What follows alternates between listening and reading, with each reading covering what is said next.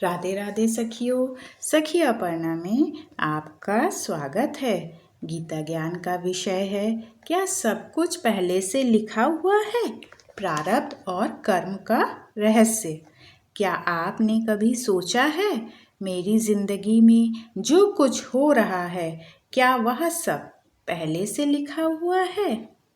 क्या हमारा सुख दुख, हमारी परेशानियां और हमारे जीवन की परिस्थितियां सब कुछ प्रारब्ध ही तय करता है?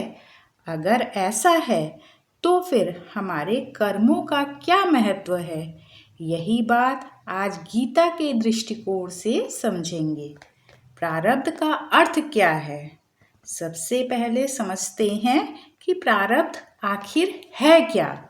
सरल शब्दों में कहे तो हमारे पूर्व में किए गए कर्मों का जो फल हमें वर्तमान में जीवन में प्राप्त होता है, उसे सामान्य रूप से प्रारब्ध कहा जाता है।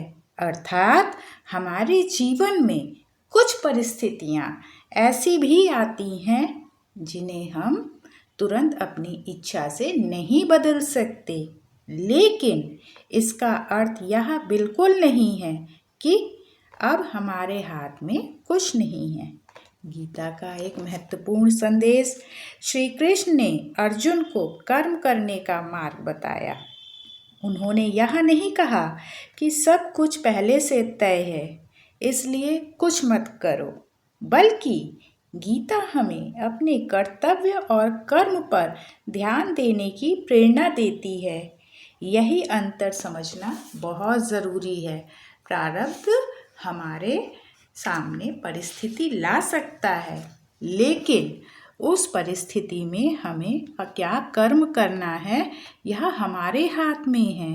एक बात याद रखिए सखियों, हो सकता है हमें अपने जीवन की हर परिस्थिति चुनने का अधिकार न मिले, लेकिन उन परिस्थितियों के प्रति अपना व्यवहार चुनने की शक्ति हमें मिली है।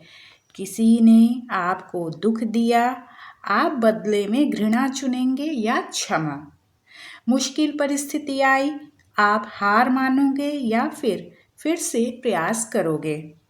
यहीं से वर्तमान कर्म शुरू होता है। श्री कृष्ण का सबसे ज़रूरी संदेश। इसलिए अपने प्रारब्ध को अपना बहाना मत बनाइए।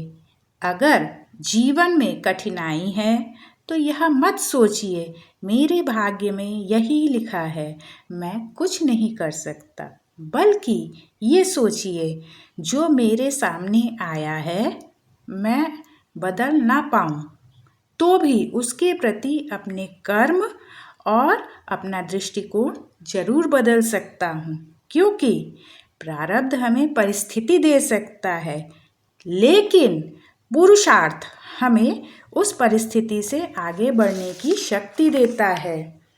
श्री कृष्ण का अंतिम संदेश। तो क्या सब कुछ पहले से लिखा हुआ है?